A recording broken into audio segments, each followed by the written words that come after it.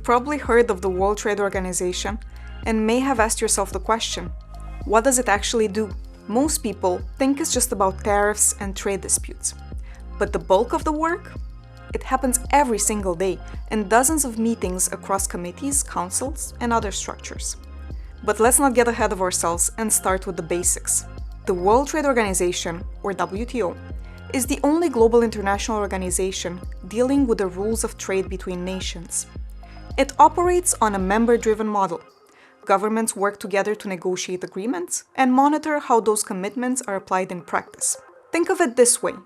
You probably don't think about your phone's operating system until something breaks. You just expect your messages to send and your photos to back up. That seamless experience is only made possible by thousands of processes and protocols running in the background. Global trade works the same way. Behind every cross-border transaction, there are customs protocols, regulatory standards, tariff schedules, all coordinated through a rules-based system. And this system runs on 4 essential pillars. Pillar 1. Negotiating trade rules or writing the code. This is where it all starts. Governments negotiate agreements to open markets and ensure a set of rules for all. That is the source code. From the original General Agreement on Tariffs and Trade in 1948 to the Agreement on Fisheries Subsidies in 2022, these negotiations create the rules that support global trade. And we're looking here at hundreds of thousands of pages of commitments. And just like your phone's operating system, it needs constant updates to stay relevant in a changing world. That's why members continue negotiating new agreements. But here's the thing, negotiating an agreement is just the first step. Which brings us to Pillar 2, implementing and monitoring. This is where the code becomes a functioning system, and where most of the work happens. Once an agreement is signed, members must turn those commitments into reality.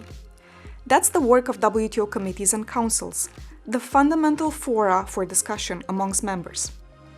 Here's what happens in a typical committee meeting. A member raises a trade concern, perhaps a new regulation that appears to affect imports in a trading partner. Members exchange information and work toward solutions. Many issues are resolved right there, without ever becoming formal disputes. Governments also undergo trade policy reviews, where each member's trade policies and practices are examined. It's a chance to ask tough questions and get honest answers from trading partners. When dialogue in committees doesn't resolve a trade concern, there's still a path forward.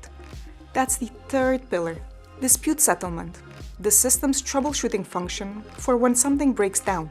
It provides the opportunity for disputing parties to resolve their differences through further talks or an impartial ruling when member governments cannot agree. But here's what most people miss. Most disputes never reach this process. Why?